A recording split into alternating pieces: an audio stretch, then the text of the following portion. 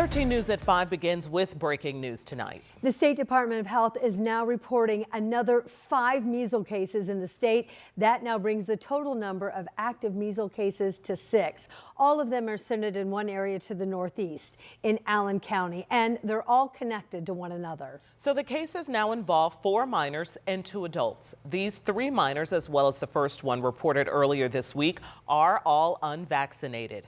The Department of Health does not know the adults' vaccination status. Thankfully, we're told everyone is recovering. The state and local public health officials now are investigating, and they are also doing the work of contacting anyone who might have been exposed. And they do say the risk to the public is considered low at this point. We'll stay on top of it.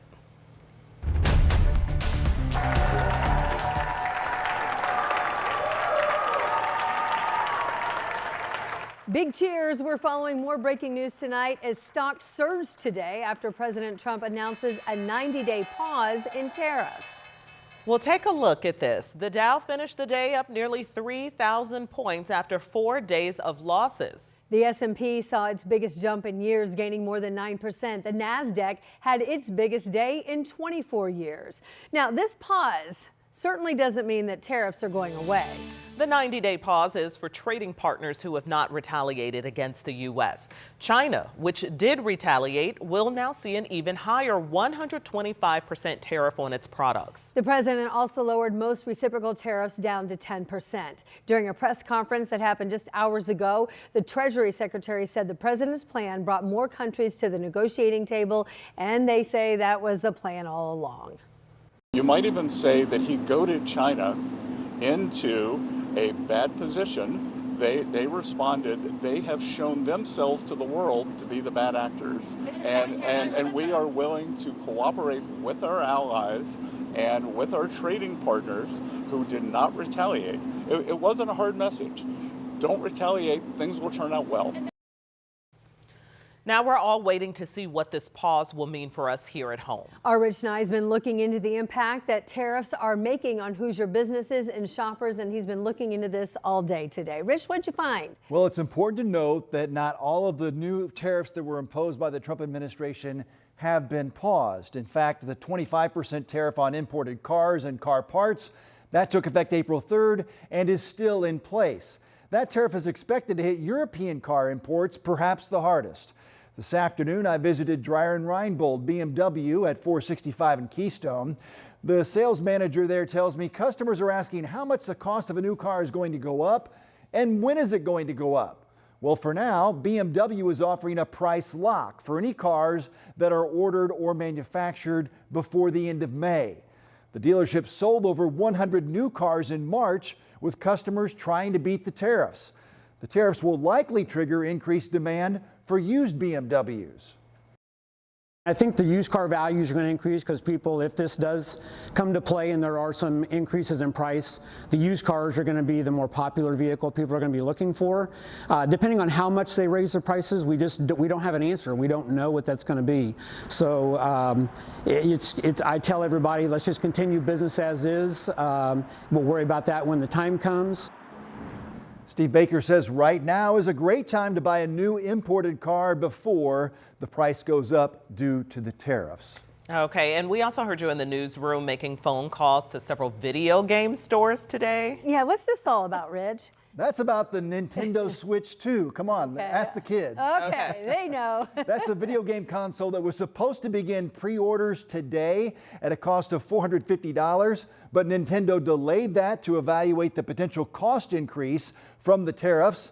And now that the tariffs have been paused 90 days, that takes us past the June 5th launch date for the Switch 2.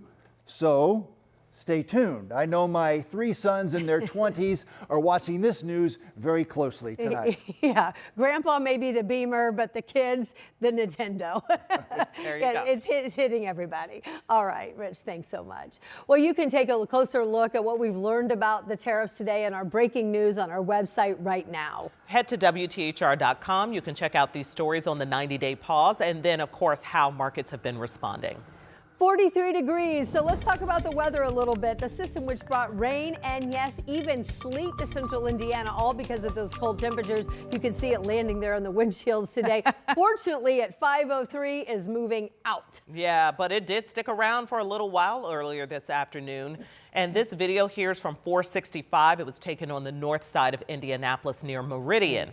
Angela is looking in, and she's looking ahead to some more rain that we're expecting to get to tonight. Yes, we still have some rain on radar tonight and additional showers and some rumbles of thunder possible later tonight. So we'll look ahead with Future Track 13 in just a second.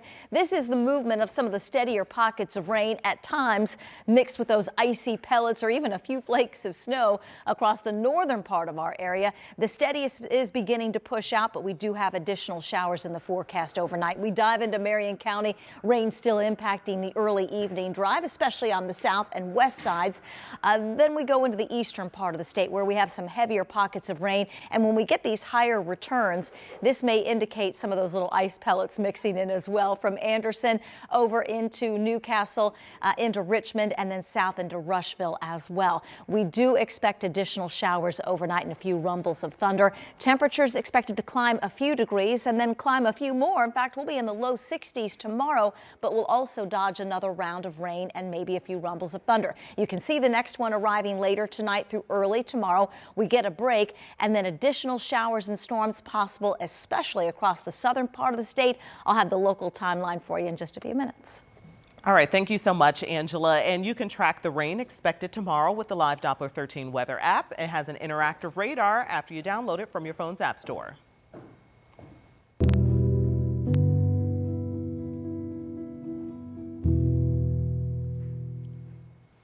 It's Wednesday, and tonight marks officially 1 week since we had tornadoes sweeping through central Indiana, including Brownsburg on the west side. The Sur La Table warehouse partially collapsed, and a woman was trapped until first responders could rescue her.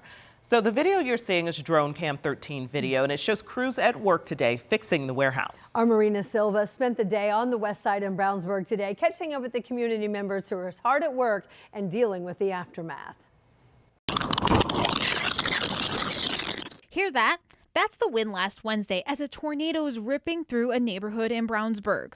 The security camera was on William Reed's house. And as I'm looking at my security camera, that's when I kind of see him like, man, it must be hailing outside. And as I kind of kept looking, I'm like, no, that's not hail, that's my insulation. And at that point when I realized the insulation was all over the house, or my security camera, should I say. His family is okay. His house needs a lot of work. I can about guarantee it's going to be upwards of $60,000 plus. The wind and rain damaged the roof and the inside of the house. Reed spent the last week cleaning things up, like ripping out this carpet. I mean, you know, it takes only a day or two for mold to set up.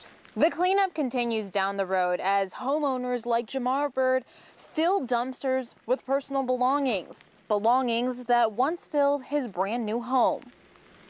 We was able to salvage a little bit of the stuff, but everything, the main things was too water damage to keep. So we basically finna start over from scratch. Bird moved in last October. These are photos of the mess the tornado made inside his home. It ripped a hole in the roof, opening it to the sky.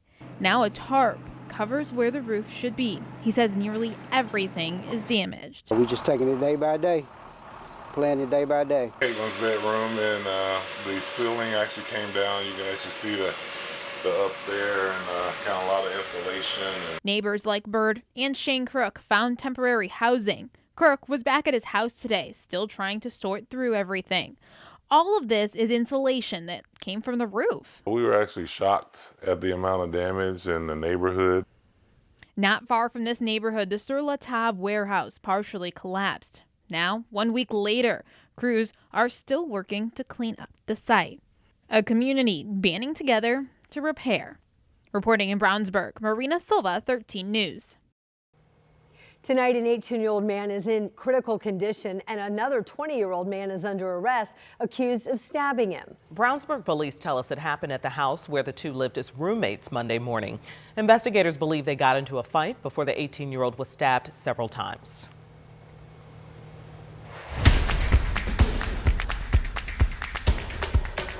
We have new developments tonight in the push to identify victims of suspected serial killer Herb Baumeister. The Hamilton County coroner is now partnering with a lab in Texas to ID human remains found at Fox Hollow Farm in Westfield. Jenny Runovich is in studio tonight with this exclusive reporting on this new partnership. Yeah, and the Hamilton County coroner calls this a game changer, guys, potentially helping to identify more victims more quickly. So in addition to continued DNA testing from Indiana State Police, the coroner now will also get help from a lab called the Center for Human Identification at the University of North Texas. CHI, as it's known, is world-renowned. It's one of the few accredited labs to have a missing persons unit, DNA testing, and forensic genetic genealogy testing all under one roof. They've done thousands of cases. They're experts in identifying skeletal remains, including bones degraded by time or fire, like some of the thousands found at Fox Hollow Farm. CHI actually contacted the Hamilton County coroner after hearing about the Baumeister case. It takes many, many resources to conduct an investigation of this size.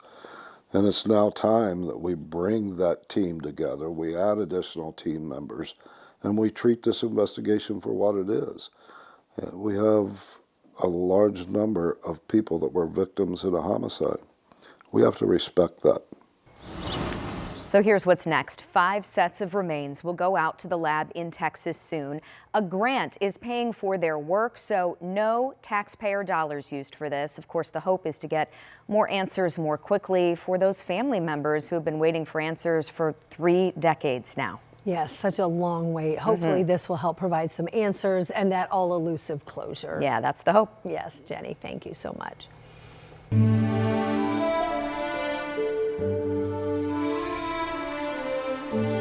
Her death is not the reason why we honor her standing here today. It's her life, what she did. It's been 5 years since Officer Breanne Leath was killed in the line of duty. Today, IMPD honored her service and sacrifice with a roll call and memorial service. Officers, friends, and family all came together to reflect on her legacy. Leath's mother says she knows her IMPD family also suffered a terrible loss that day. And even though 5 years have passed, I know the grief is still very real and very raw for you guys as well. So today we gather to honor the bright light that she was. Today, IMPD also posted a tribute to Leath on social media. It says she continues to inspire the department every day. I don't understand what's going on. That is the voice of Richard Allen, speaking in prison. He's the man convicted in the Delphi murders. The confessions he made during prison calls to his family are ahead at 5:30. First at 5, though, selling the home of the former Clark County Sheriff. The under asking price Jamie Knowles mansion got at auction. Plus, searching for survivors. The hundreds of people now hurt when a roof collapsed at a nightclub. We have the rising death toll ahead.